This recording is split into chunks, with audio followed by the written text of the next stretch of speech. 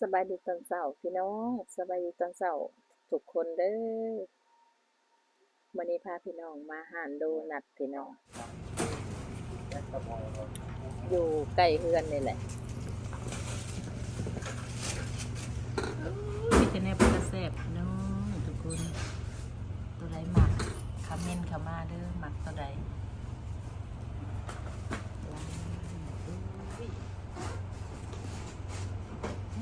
ช็อกโกแลต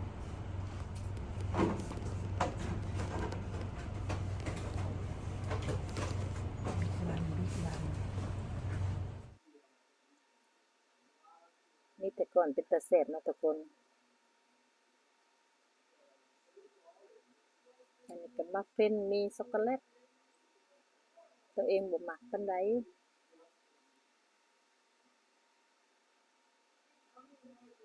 ตัวหมักบ้านน้อยนี่มันบ่มีใส่อันแซ่บตัวมีใส่อันแรดเบอร์รี่ก็แซ่บคือกัน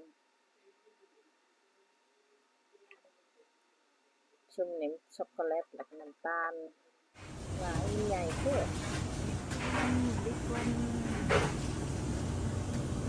ข้าวเช้านี่แซ่บเด้อพี่น้องข้าวเช้าก้อนใหญ่ๆนี่แซ่บ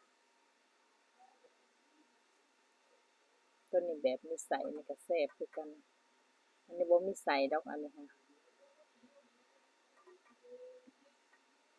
ก็มีหลายแบบให้เลือกเนาะห้านนี้เพิ่นได้ขายดีเด้อทุกคนโอเคบ้านนี้แม่บ้านก็สิได้ปิดคลิปเพียงเท่านี้เนาะพี่น้องเนาะพบกันใหม่คลิปหน้าสำหรับมื้อนี้บายทุกคนจ่ายเงินก่อน จ้าค่ะ thank you จ้า